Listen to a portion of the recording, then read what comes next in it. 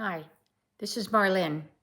This is my 6th video in this, and I've picked what I think is kind of a weird topic, but it was a topic that kind of made me think I'd follow through with it. I need to do some exercises for a prolapse. If you don't know what that is, or if you're embarrassed by that, don't watch this. No big deal. But I'm not very good at following through with things. I was trying to think of a more interesting way to do this. And then I came up with an idea that I'll try for at least 3 or 4 times. What the heck? I'm going to play different videos each time so that I'll get a different set of exercises. I mean, it sounds like a good idea to me. What does it sound like to you? Today we have 6 exercises to help bring either that bladder or that rectum or that uterus back up inside so that you can get better with your continence and with your pain. Okay, here's our starting position for the first few exercises.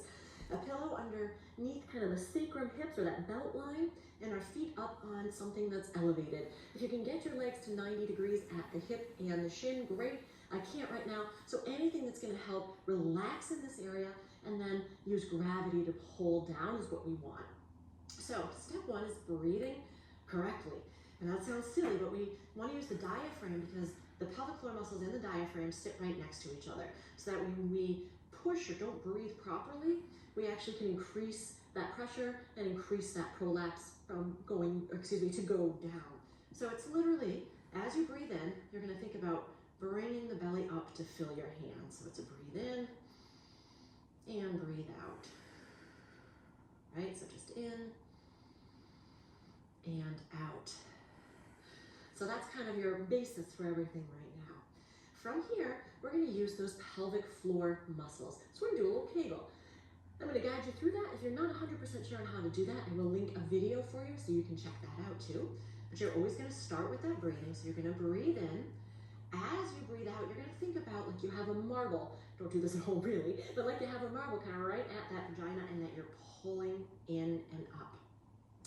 And then you can let it go. So we're just going to hold for just a little bit, right? A second or two, and then let it go. You might feel that towards the butt, but make sure that you're not actually squeezing those butt cheeks, right? Those muscles form front all the way to back, so you'll feel it in lots of those places. Your goal is to start with about 10 repetitions. We're going to start to work our deeper abdominals here now. Those again tapped right where those muscles do. So everything from that first exercise applies as far as those pelvic floor muscles and that breathing. Now we're going to think about trying to keep this nice and tight, and we're alternating lifting one leg with a bent knee and the other. And as you can see as I'm doing this, I'm really trying to keep my hips nice and steady so that I'm really engaging in through those abs. If you do need a little bit more guidance with your pelvic floor, your prolapse, or anything else that's causing you not to lead the life that you love, check out my membership options where I offer some personal guidance to get you back on that path, and you'll know that somebody's always got your back. So goal would be about 10 repetitions on each side, but if you find yourself not breathing or not letting everything else relax, just pause, and it's okay to start with a few reps. Once you've got those first 2 exercises down, you're going to move on to this third one, which is a little bit more advanced. Take the pillow away, hands are down by your side. Of course, the breathing, the muscle contraction all applies. And now we're going to lift that butt up, still trying to keep things tight. If you need to, you can let everything go at the top and then re-squeeze as you come back down. Also, don't get too wrapped up. If you're like, I have no idea if I'm squeezing or not squeezing, let yourself just relax a little bit and just think about lifting those buns up. We're still going to use gravity and we're still using those core muscles around. So goal is to try to contract those muscles while still breathing, but don't worry if you can't. Just adding this lift and lower will help guide things along. If that bridge one is too much with your legs elevated, an alternative is to just keep them on the ground and then go ahead and lift up. Obviously you can still see we're still using gravity to help us pull things back in. All right, back to the pillow, but nothing to elevate the legs up because we're actually going to lift our legs up. So we're going into a modified happy baby. And I'm telling you, I could hang out here like all day, whether I have a prolapse or not. It just is so relaxing. So if you can grab behind the thighs, you're going to bring those knees towards that armpit. If you've got more flexibility, you can grab towards the outside of those feet. And we're really just letting those hips open, that pelvis open, to let things relax. So your goal here, 3 to 5 nice, comfortable, yummy, happy breaths. This next one works through those abdominals and those hips a little bit more. So you're propped up on one forearm, which you can always put a pillow there if it's more comfortable. This position alone, right, is going to engage in some of those side ab muscles. You want to be in a nice straight line, and then that top leg is going to straighten out. We're going to lift it up, making sure that it's lifting right in that straight line. So now I'm starting to work those side bends, and I'm going to come back and forward. Notice I don't have a huge motion, because if I did, I'd be swinging my body all over the place, and we want to try not to do that. So you want to shoot for about 10 in each position. Your leg might get tired, so it's okay to do less. And of course, make sure you do this on both sides. This last one is another modified yoga pose. You're going to go on hands and knees, or quadruped as it's called. You are going to leave your toes tucked under for this, and I'll explain that in a minute. We're starting with kind of that traditional cat-cow. So you take a nice breath in, lift that head, squeeze those shoulder blades, and then you're going to tuck and round, come back to the middle, and push it back into that child's pose.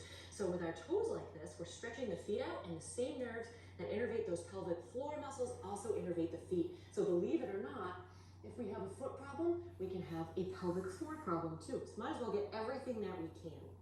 And then that cat-cow is going to nicely activate some of those abdominal muscles, those pelvic floor muscles, while also mobilizing that spine. So this is the most bang for your buck that you can probably get out of this. And shoot for about 5 or 10 here.